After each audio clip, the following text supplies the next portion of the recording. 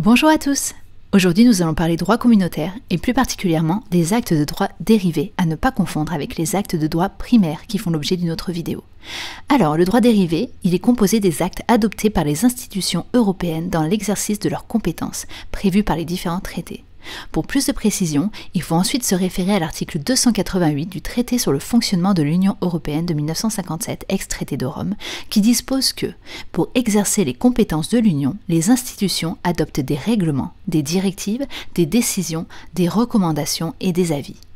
Nous trouvons donc en premier le règlement. Celui-ci est décrit par l'article 288 du traité sur le fonctionnement de l'Union européenne comme ayant une portée générale, obligatoire dans tous ses éléments et surtout directement applicable dans tout État membre. Il n'a donc pas à faire l'objet d'une transposition en droit français et dispose d'une force obligatoire telle qu'elle.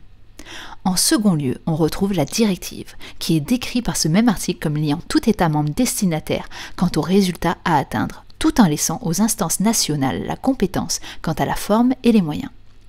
La directive doit donc faire l'objet d'une transposition en loi interne, contrairement au règlement. Attention, cependant, la Cour de justice de la Communauté européenne a déjà retenu l'effet direct de la directive en cas de manquement de la part de l'État, invocable par un particulier uniquement. Ainsi, un particulier ne pourra pas invoquer ce manquement dans un litige contre un autre particulier, mais il le pourra contre un État.